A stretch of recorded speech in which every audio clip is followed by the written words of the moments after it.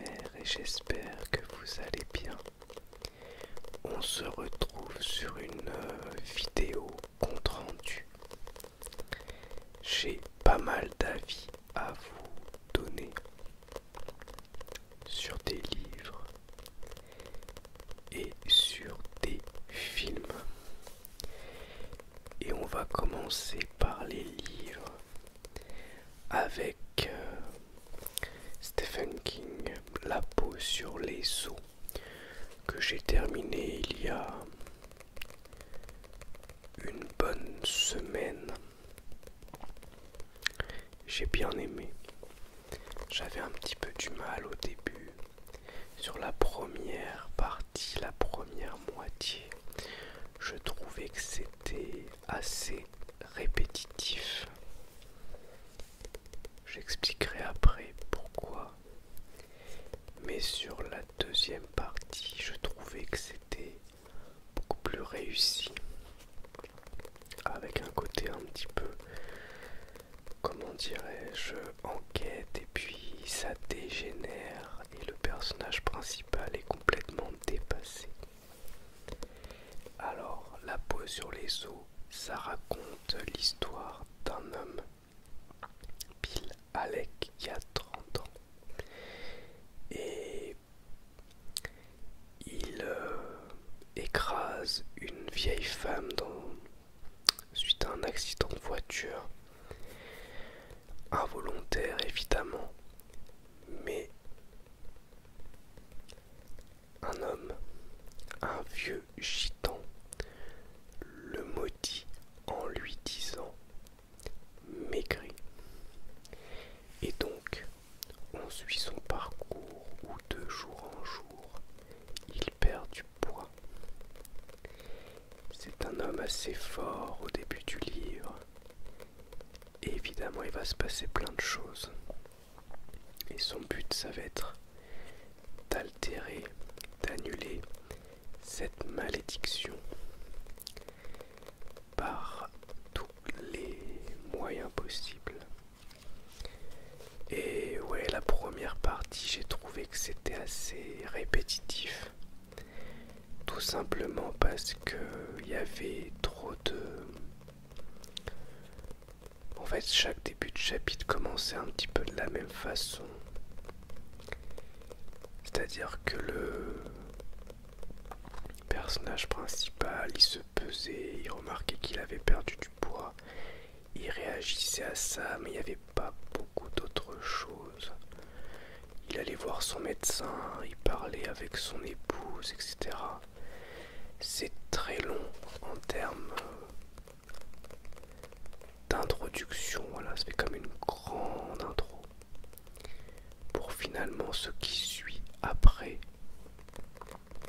quand le personnage décide enfin d'essayer d'agir. Et là, ça devient vraiment intéressant et assez inattendu. J'ai bien aimé. Donc, La peau sur les os, c'était plutôt une bonne lecture. C'est pas mon Stephen King préféré, mais j'ai passé un bon moment. Ensuite, dans les livres, un livre assez court qui fait très exactement 60 pages, c'est même pas assez court, c'est très court, que j'ai lu en 2 soirées. C'est Le garçon qui volait des avions de Elise Fontenelle. Je sais pas si je le prononce bien. C'est une histoire vraie sur un jeune homme, Colton Harris Moore, qui a été emprisonné aux États-Unis. Il est accusé de plein de vols. En fait, il vit comme un vagabond dans la forêt, mais aussi il vole plein de choses dans les maisons, etc. Et aussi, il vole des avions, comme le dit le titre. Et ça explique un petit peu le pourquoi du comment. Et c'est très agréable à lire, très rapide. ensuite ça va vraiment à l'essentiel. C'était très sympa, donc sur les causes, sur l'impact que ça a sur les gens autour de lui, sur sa famille, sa entre guillemets célébrité et son arrestation. Donc 60 pages qui vont vraiment à l'essentiel pour découvrir ce personnage atypique. Et je vous le recommande, j'ai passé un très bon moment. Ensuite, une bande dessinée, c'est Pedro Co. Je vais arrêter un petit peu avec le tapping, j'en ai fait pas mal, mais peut-être qu'il y en a que ça énerve.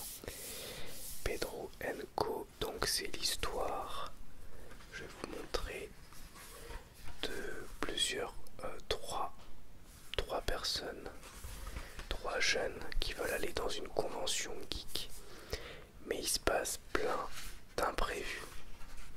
Je l'ai lu hier soir, c'était assez rigolo parce que il y avait quelques références assez sympas, comme ici à Resident Evil 4 par exemple.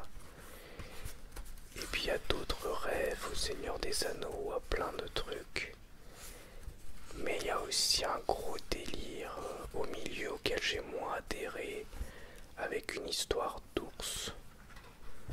J'ai trouvé un peu hors sujet, mais en fait, le but c'est vraiment d'être dans la surprise. Ça fait 60 pages, une petite BD de 60 pages. Ça se lit vite, hein. Je l'ai lu donc hier soir avant de dormir. J'ai passé un bon moment, mais c'est vrai que j'ai été plus accroché par la première moitié que par la seconde moitié. Peut-être parce que j'avais un petit peu moins l'effet de surprise et j'ai moins accroché à ce délire d'ours. Ok. Et donc c'est de Jules et... Attendez, c'est de qui? Ouais, Jules et Fry. Ok. Ensuite, le volume 1 d'un manga, Gigant par Hiroya Oku, aussi auteur de Gantz notamment. Donc c'est l'histoire d'un jeune homme qui est entre guillemets fan d'une star du porno. Et donc c'est Papiko, le nom de la entre guillemets star du porno. Et donc Ray, c'est un jeune homme qui est fan d'elle quoi, qui a ses films en DVD, Blu-ray, etc. Et il se rend compte qu'elle habite dans son quartier, et en essayant d'arracher des affiches, etc., qui la dénigre, il la rencontre, qui deviennent amis, on va dire. Et elle, par un concours de circonstances assez bizarre, elle se retrouve à avoir un genre de pouvoir à cause d'un gadget implanté dans son bras qui lui permet de grandir, de devenir géante. Je peux pas trop vous montrer parce que il y a beaucoup de fanservice quand même, et donc vous allez la voir un peu nue. Mais je vais vous montrer des dessins. Mais c'est particulier. Alors, il y en a moins que ce que j'imaginais. Ça tourne pas autour de la pornographie, heureusement. C'est pas non plus un hentai. Il y a une vraie histoire. Pour l'instant, il y a quand même des choses qui m'intriguent. Avec notamment une espèce de pluie de... Je sais plus ce que c'est. Pluie de sang à un moment. Et puis... un disque avec des milliers d'heures dessus de vidéos, et puis donc cette jeune femme qui peut grandir.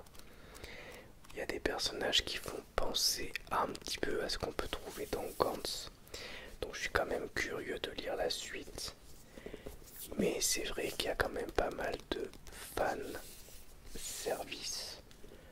Mais c'était quand même assez intéressant. Je vais quand même lire les deux autres. De toute façon, je les ai. Et quand j'aurai lu les trois, je verrai si je continue ou pas.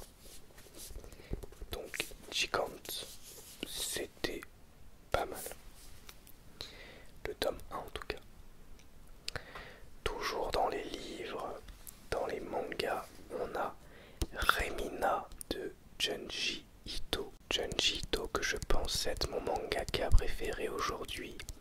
Je l'adore. J'en ai pas mal de lui, mais je n'avais pas encore lu ce Remina que j'avais acheté fin d'année dernière ou début d'année, je ne sais plus. C'est une histoire très intrigante. On a un scientifique, et ce scientifique, il découvre une planète, et cette planète, il la nomme comme sa fille parce qu'il pense que les deux seraient nés en même temps. Sauf que la planète Remina donc est sa fille Remina. Sauf que cette planète se dirige soudainement vers la Terre dans le but, en tout cas c'est ce que pensent les habitants de la Terre, de la détruire. Et donc, les Terriens, en tout cas les Japonais, souhaitent tuer Remina et son père, un peu comme un sacrifice, pour éviter à la Terre de se faire détruire. Et donc, il se passe plein de choses. Je vais vous montrer des dessins. C'est toujours assez génial, Junji Ito. Donc il y a un côté science-fiction. Alors c'est pas toujours réaliste. Il y a des trucs qui sont réellement un gros délire, notamment sur la fin. Mais si on lit Junji Ito, c'est pas forcément pour avoir du réalisme, mais plutôt pour avoir une histoire d'horreur pleine d'imagination. Je vais vous montrer encore des dessins.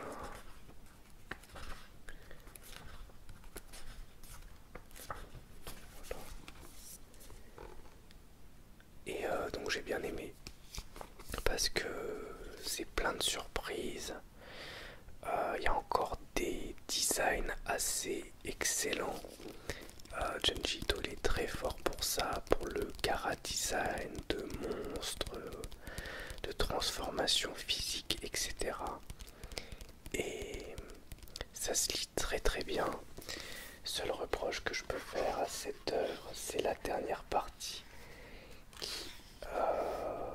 qui est en fait une autre histoire. Alors elle est très bien l'histoire, il n'y a pas de problème.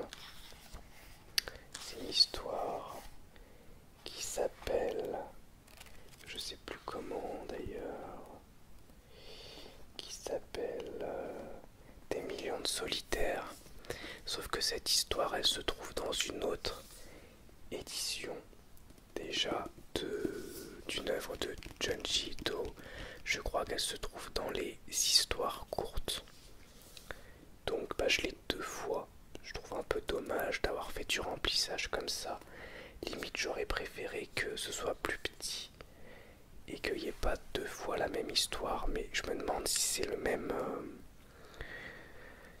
éditeur, parce que je sais qu'il y a deux éditeurs qui publient Junji Ito, donc à voir.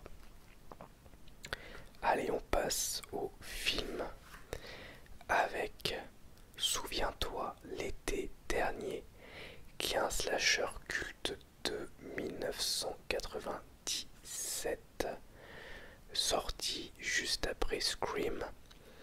Et j'ai bien aimé. C'est pas une révolution, mais il est très agréable.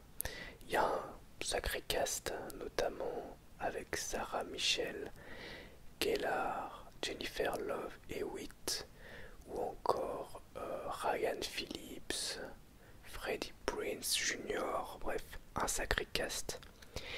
C'est un slasher assez classique mais vraiment efficace. J'ai été très surpris par la beauté de certains plans, je m'y attendais pas. Et HDR sublime vraiment l'image et les lumières, notamment quand il y a du feu, ou il y a d'autres passages qui sont dans la nuit avec des lumières un peu bleutées, ça marche trop bien. Il est pas si gore, il y a quelques scènes un peu gore, mais dans l'ensemble c'est plutôt suggéré. Et l'histoire, bah, c'est quoi? C'est un groupe de jeunes qui a un accident de voiture, et oui encore, et qui écrase un homme et qui se débarrasse du cadavre. Et ils décident de faire un pacte et de ne pas en parler pour ne pas se pourrir la vie, se retrouver en prison, etc.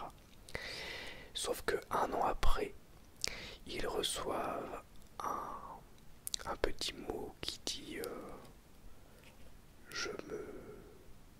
je crois, je sais plus ce qu'il y a écrit exactement sur le petit mot, mais en gros, je crois que c'est souviens-toi, bah, ça doit être ça, ouais, souviens-toi, un truc comme ça.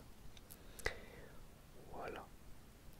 Et donc, ils vont essayer de savoir qui est l'auteur des mots, et il va se passer plein de trucs.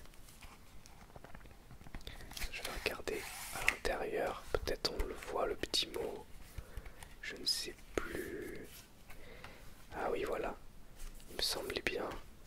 Il y a l'enveloppe dans l'édition et du coup il y a le petit mot et c'est écrit I know what you did last summer. Je sais ce que tu as fait l'été dernier. Voilà, je vous montre quand même. Sympa. Petit goodies rigolo dans l'édition.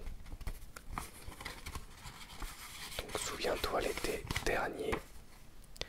Un film, un slasher des années 2000, agréable, efficace, qui révolutionne rien, mais qui est tout à fait sympathique, je dirais.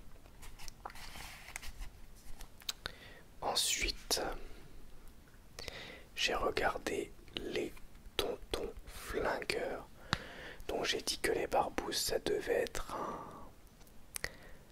la suite, mais en fait c'est l'inverse, c'est un préquel des Tontons Flingueurs. Et j'ai dit aussi que c'était de Audiard, mais en fait non, Audiard il est au dialogue, mais c'est pas de Audiard. C'est de... Est-ce que c'est écrit le nom du réal? Ah ouais, de Georges Lautner, voilà c'est ça. Et Michel Audiard, mais c'est Georges Lautner, le réalisateur. Et, eh bien, j'ai aimé, mais pas autant que ce que j'aurais voulu. Parce que je sais que c'est ultra culte, mais peut-être que de découvrir ce film maintenant, et surtout je suis pas forcément un grand fan de comédie française, eh bien, évidemment ça a quand même vieilli. Et je trouve que effectivement les dialogues sont excellents, que le casting est top, et que le film a un charme certain. Mais je trouve aussi qu'il y a des soucis de rythme et qu'il y a des passages qui sont un peu trop longs. Que finalement, bah, il y a des passages qui marchent très bien, mais il y en a d'autres que j'ai moins aimé. Alors effectivement, peut-être si j'avais vu ce film enfant et plein de fois, bah, je trouverais ça incroyable. Là, j'ai passé un bon moment, c'était sympa, je vais le garder, mais sans plus. Donc, bah, désolé pour les puristes. Attention, je dis pas que c'est pas bien. Oh là là. Non, non, c'était bien.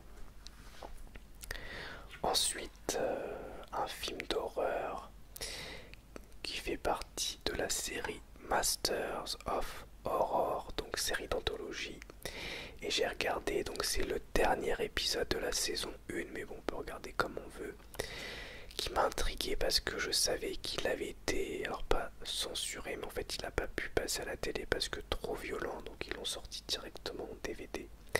C'est Imprint, ou en français ils l'ont appelé La Maison des Sévices. Et c'est effectivement extrêmement violent, surtout au milieu du film vers 30 minutes. Il y a une scène de torture qui est incroyablement dérangeante. J'étais pas bien du tout. J'ai regardé quand même parce que je voulais continuer et pourtant j'ai vu plein de trucs gore. Mais c'était vraiment très violent. Alors les personnes qui ont vu Audition du même réalisateur, bah, il y a des réminiscences entre Audition et cet épisode au niveau de cette scène, cette fameuse scène de torture. Et il y a quelques trucs assez glauques, vraiment très glauques, mais j'ai quand même bien aimé. L'histoire, eh bien, on a un Américain qui au Japon, au combien, c'est au 19e siècle, voilà, il recherche une prostituée dont il est amoureux et il apprend par une autre prostituée qui est défigurée qu'elle est décédée. Et donc il va essayer d'apprendre pourquoi et on va avoir plusieurs versions de l'histoire. Et d'ailleurs, histoire qui pourrait être du Junji Ito dans le scénario. Et les tontons flingueurs, j'en ai pas parlé, mais l'histoire, bah, c'est un homme voilà, qui récupère en fait comment dire, l'empire d'un gangster bah, qui décède et bah, évidemment ça fait des envieux dans l'entourage qui cherche à le tuer. Voilà, mais il y a plein d'autres trucs, il n'y a pas que ça. Ensuite, un film d'horreur français, Vertige. Alors étonnamment Vertige, quand j'ai voulu le noter, je pensais que je l'avais jamais vu. Et je me suis rendu compte que je l'avais regardé en 2018, je crois. Je m'en souvenais plus du tout, il devait être sur Netflix, j'avais dû le voir en streaming, un truc du genre. Et c'était pas mal. Pas mal, mais sans plus. En fait, la première moitié était très bonne et la seconde partie assez décevante. Pourquoi la première partie était très bonne? Parce que le film se base essentiellement sur de l'escalade et le danger en fait d'aller dans des endroits trop dangereux, pas assez préparés. Et donc là au début ils luttent pour leur survie contre la montagne tout simplement. Et là ça marche vraiment bien, il y a des scènes de tension vraiment très très fortes. Mais sur la deuxième partie, il y a un espèce de tueur un peu fou à la Détour mortel ou Colline à des yeux qui débarque. Et là on tombe dans un sous-détour mortel qui n'apporte pas grand chose et on n'est plus du tout dans le même film. Donc c'est dommage parce que je trouve que la première partie est vraiment réussie. La seconde était pas nulle, mais en fait c'était du vu et du revu, et donc je me suis dit c'est un peu dommage. Finalement, si le film avait été moins long, mais qui s'était concentré essentiellement sur la montagne, et ben ça aurait été un film bien meilleur à mes yeux. Ensuite, Hard Candy que j'ai bien aimé, où on a une jeune fille de 14 ans qui va dans la maison de Patrick Wilson qui est un pédophile. Elle y va de son plein gré, il commence à discuter, etc. Il se passe des trucs et finalement, eh bien, on va dire que bah, elle va le piéger pour avoir des infos qu'elle recherche. Et j'ai beaucoup aimé parce que les deux personnages sont assez, comment dirais-je, sont très bien interprétés. Donc on a Ellen Page, je crois que maintenant c'est Elliot Page, et Patrick Wilson, qui sont excellents, vraiment. En fait, on les voit quasiment que eux deux pendant tout le film, et bah ils tiennent le film. C'est violent, il y a des scènes un peu violentes, mais en fait c'est suggéré, on voit pas vraiment. Mais la suggestion est presque pire que le fait de voir, c'est assez terrible. Et les deux jouent assez bien finalement, pas la folie. J'ai bien aimé, mais par contre, faut pas être trop sensible, hein, c'est assez costaud, que ce soit au niveau du thème qui est abordé, que ce soit au niveau de la violence psychologique ou physique qui est dans le film. Mais j'ai bien aimé. Ensuite, on a La Mutante. La Mutante que j'ai aimé aussi, même si le film a pris un sacré coup de vieux. Surtout par ses effets numériques qui ont vraiment vieilli. Quasiment tous les effets numériques du film sont moches, clairement on peut le dire. Et il y en a beaucoup. Il y en a beaucoup, donc des fois ça sort un peu du film, même si moi je trouve que ça lui rajoute aussi du charme. Après j'ai quand même passé un bon moment, il y a un chouette casting, et c'est le premier d'une quadrilogie, ouais il y en a 4, donc je vais regarder les autres prochainement. Après ça joue énormément sur la sexualité. Cela dit, ça se justifie un peu, même si des fois c'est un peu racoleur, on va dire. C'est vraiment pour mettre l'actrice en topless ou la voir nue. Mais il y a des scènes vraiment cool et le film se tient du début à la fin. Même si effectivement, ouais, au niveau des effets spéciaux, ça a vraiment pris un sacré coup de vieux. Et donc l'histoire c'est quoi? Bah, c'est une femme qui est une mutante qui arrive à s'échapper et qui cherche à tout prix à se reproduire pour avoir une descendance, se multiplier et ensuite entre guillemets envahir le monde quoi. Gagner en pouvoir on va dire. Et il y a toute une équipe qui est ici qui cherche à la débusquer et ils ont chacun un talent un peu particulier je dirais. Voilà, c'était sympa. Et on termine avec un film qui était pas terrible du tout, ce qui était même pas bien. C'est Halloween Résurrection. J'ai trouvé que le film n'avait aucun intérêt. C'est un slasher très classique. En fait l'histoire c'est une télé-réalité qui se passe dans la maison de Michael Myers. Sauf que Michael Myers revient et tue des gens. Alors vous pourriez me dire ouais bah au moins il y a des meurtres. Peut-être que c'est sympa. Oui, mais non parce que il y a un meurtre qui est sympa. On va dire le premier finalement où ils utilisent le concept des caméras. Mais ensuite tous les autres meurtres finalement sont pas intéressants. On a du hors-champ, on a des choses très classiques. Les personnages sont tous inintéressants et débiles. Il n'y en a pas un pour sauver l'autre. On s'attache à personne.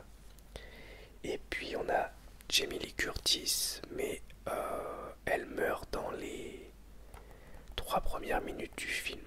À la limite, son meurtre aussi, il est pas trop mal. Bon, moi ça me gêne pas qu'elle meure en soi. Mais la mettre sur l'affiche alors que finalement on la voit quasiment pas, c'est un petit peu mensonger.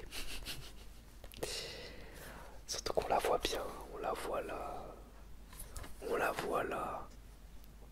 Bref. Et puis bon, non franchement, c'était pas terrible. Je sauf si vous êtes un fanat d'Halloween, vous allez le regarder au moins par curiosité, c'est évident.